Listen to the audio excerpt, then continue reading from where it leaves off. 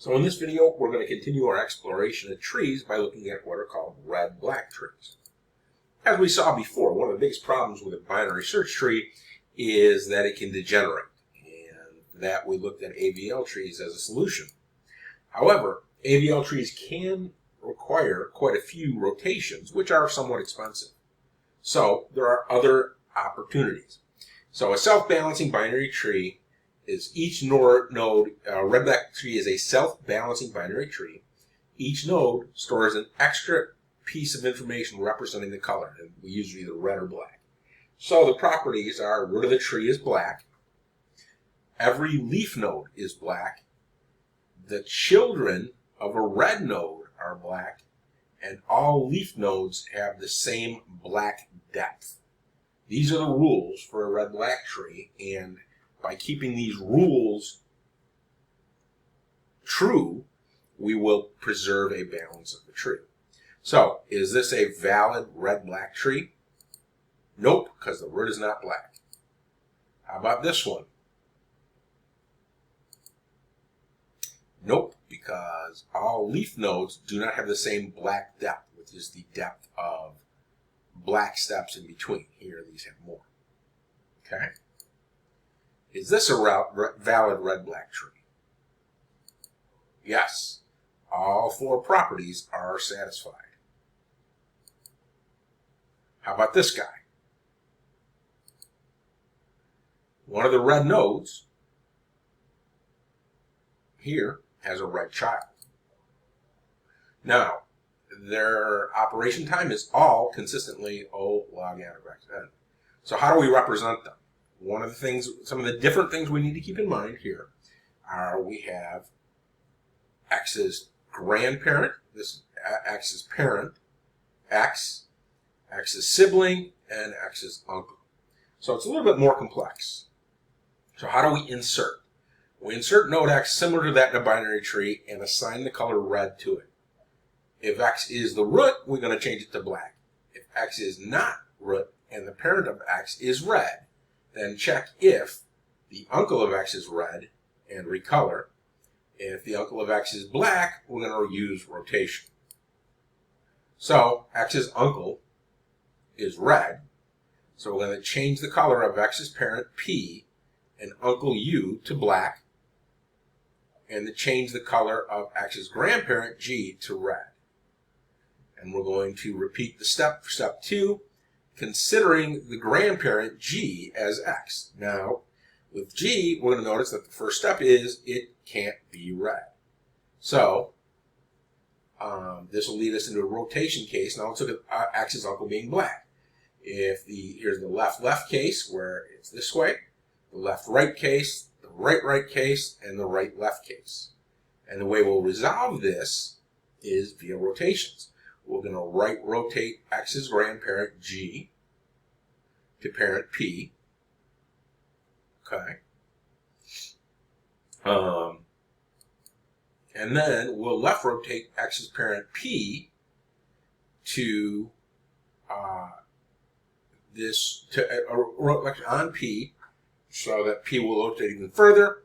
And then we're going to apply a left-left rotation, and boom, we're balanced again. How about x's uncle is black and we got a right-right case? We're going to left rotate on G. Okay. We're going to swap the colors of x's grandparent G to parent P. Then, if the uncle is black, we're going to do the right-left case. We're going to right rotate x's parent. Okay. Then we're going to apply the double right rotation, and we'll end up here. So, let's create a red-black tree with elements 5, 26, 37, and 17. First, we insert a 5. It's black. Then we'll insert 26. All of our properties are still held. Then, we're going to insert 37, which is going to cause a right rotation, or double right rotation, actually, to rebalance the tree. So, 37 will rotate around 26, and then we'll have to rotate around 5 again, and so this will get us to 5, 26, and 37. Now, what about, and then we have to recolor. Okay, so what we'll do is we recolor by reestablishing the properties that we can't have two red in a row. So when we step up, we'll recolor this to black and recolor this to black, and there we go. If this were red, we'd also have to recolor that. How do we delete? Let's consider V, the node to delete, and U, the node that takes U's place after deletion. So we perform the standard delete. If either U or V is red, replace V with U and assign black color to V. If both U and V are black, perform the following. Color UV as double black. If U is double black and not the root, if sibling is black and at least one of the children is red, perform the rotations. If the sibling is black and both of his children are black, perform recolor. If the sibling is red. If U is the root, make it single black. Okay, so here we're going to delete 20, right? So we're just going to pop this guy up, and we're going to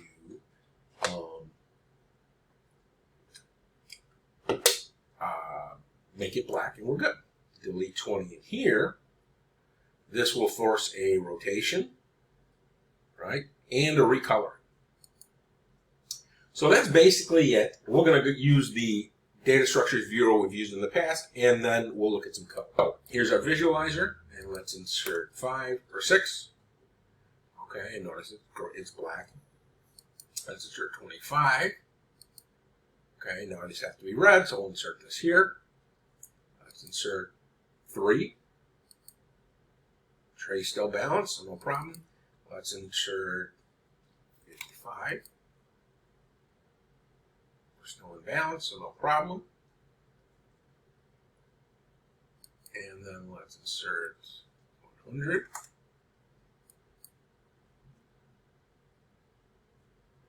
All right, and now we have to rotate to adjust to follow our rules. Let's insert 5.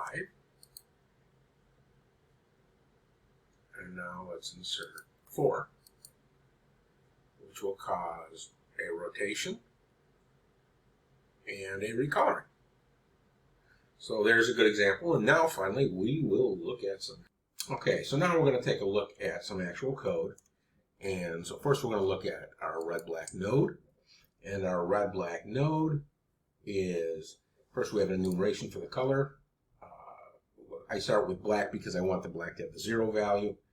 Then we're going to have the parent left and right like before, but this time instead of a height, we're going to maintain a color. Okay?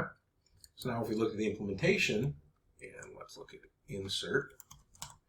Okay, and the only one I'm going to go through is insert because search is the same. Delete is rather complicated, then you can look at that on your own.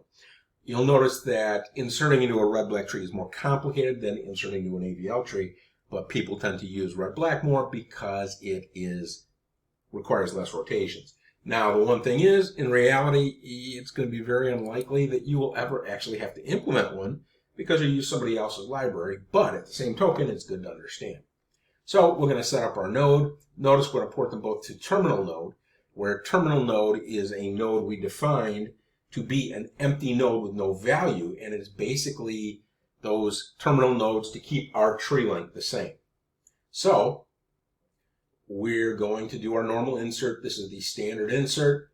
Nothing special here. The reason I'm not going through it is because it's one of your assignments. Anyway, once we're done inserting the node, we're going to fix the node, and that's where we reset the red-black properties.